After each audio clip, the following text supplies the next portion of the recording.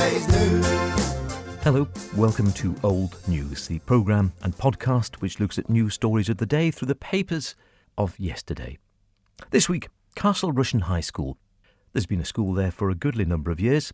They're hoping there's going to be a new school there because at least a decade ago it was decided the current school is no longer fit for purpose. A decade on, I think, we're still debating it.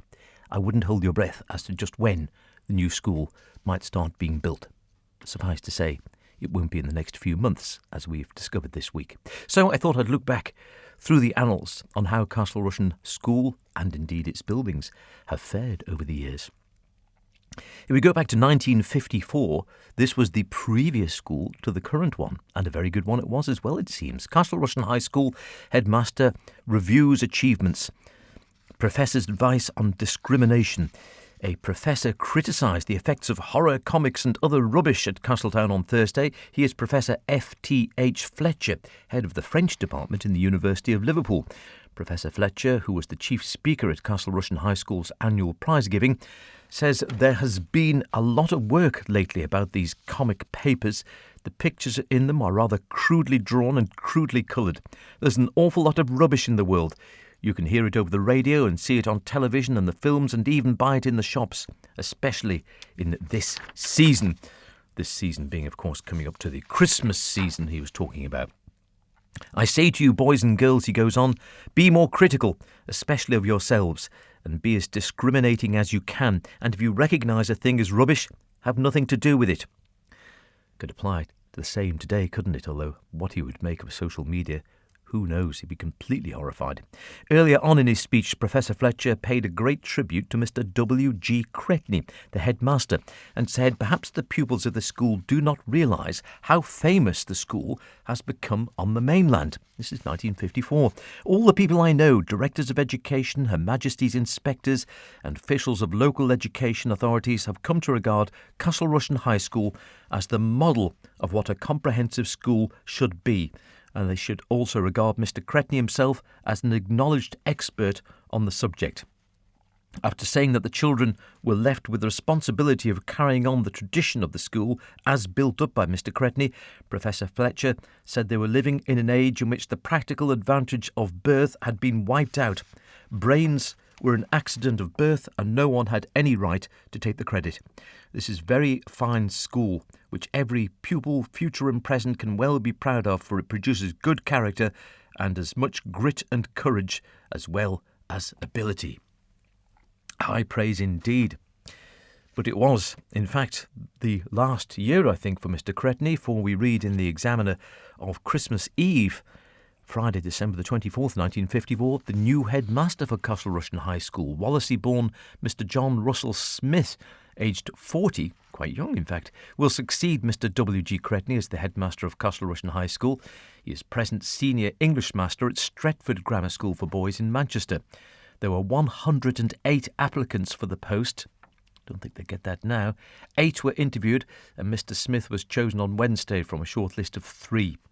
During the war, he served in the Irish Guards and the King's Regiment, rising to the temporary rank of Lieutenant Colonel.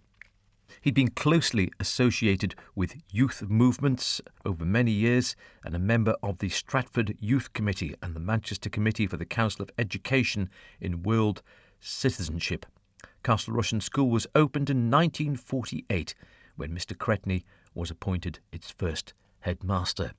And then in 1957, 3 years after he'd taken over the headship of the school in the Isle of Man Times, Friday, June the 14th, a new Castle Rushen High School, a model-ready building in a few years. A model of the proposed new Castle Rushen High School was inspected by the Finance Committee of the Education Authority this week. The committee also discussed the cost of the projects of Mr. J.W. Cowley, a member of the authority, at the annual school leavers ceremony at the school yesterday. And then in a rather prophetic saying, Mr. Cowley added, "In the very near future, the school will have a building worthy of it. I say in the near future, but it may not be for some years," he added. He'd go down well now. Commented Mr. C.R. Smith, the headmaster, "With a new school, there will be no holding us." They're probably thinking the same now, if it ever gets there. But this current school was built relatively quickly. We read in the Examiner Thursday, December the 10th, 1959, so this is, less than 2 years later. The new building for Castle Rushen High School, designed to cater for up to 500 pupils. The new Castle Rushen High School building, work on which is expected to start within the next few days, is planned in accordance with the latest requirements of the Ministry of Education for mixed bilateral schools. Full laboratory facilities are provided for teaching science, and medical inspection rooms and kitchens for a school meal service are also included in the scheme. The site of around 22 acres is ideally suited to a school of this type, even though the positioning of the new buildings is limited by the existing school, which must remain in uninterrupted operation until the new accommodation is available. The entrance to the site for both pedestrians and vehicles will remain the existing approach road from Arbury Road, and this entrance will lead directly to a turning circle car park and to the school entrance hall. Service roads will lead from the turning circle to the kitchens and practical classrooms on the northwest and to the boiler house and medical inspection wing on the southeast. A centre quadrangle gives light and ventilation to a very compact rectangular plan. The accommodation comprises 11 classrooms for general purposes, 3 division rooms for more specialised teaching and study, 5 craft rooms including woodwork, metalwork, 2 housecraft rooms, a mechanical drawing and needlework room, 3 science laboratories for the teaching of chemistry, physics and biology, an art and craft room, a library, an assembly hall to seat the entire school with stage and music, a cloakroom which can be used to increase the space for assembly, kitchens, ancillary stores and preparation rooms, staff rooms, including separate rooms for headmaster, senior assistant and secretary, entrance hall and waiting space, medical rooms, including doctors and dentist rooms, school dentist, remember those, with separate waiting rooms, restrooms and lavatories, boiler house and fuel storage chambers.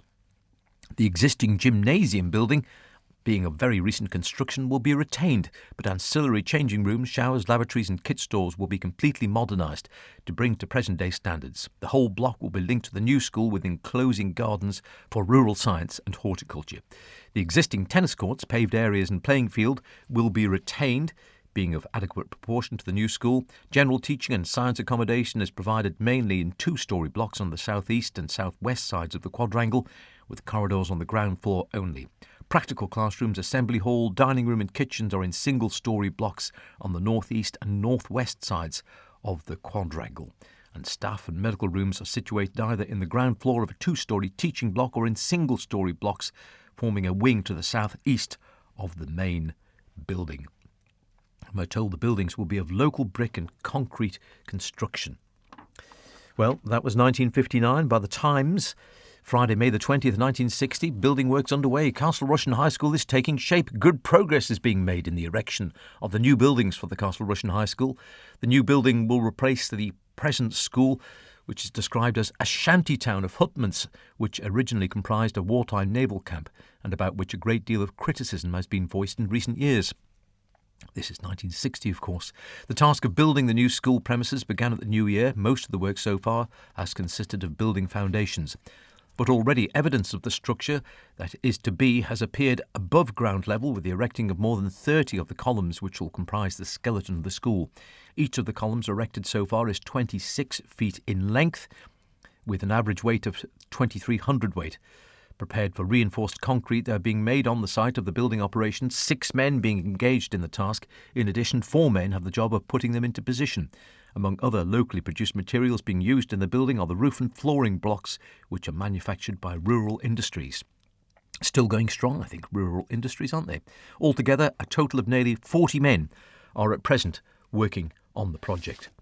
And then in the Times of August the 26th, 1960, just a month or two later, we read of tenders being invited from appropriately registered contractors for a subcontract for electrical installation in connection with the school.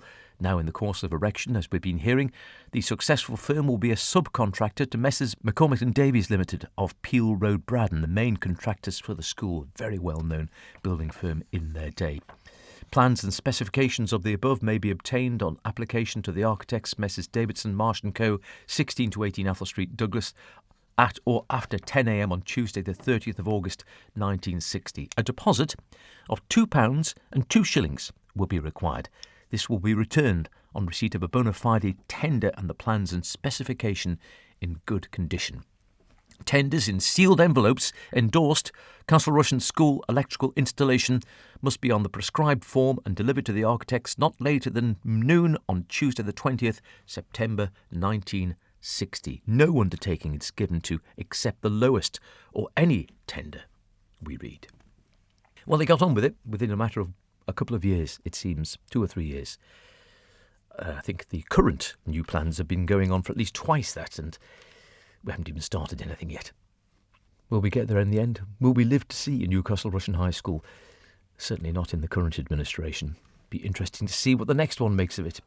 Castle Rushen High School, it's old news one way or another. Until next week, cheerio.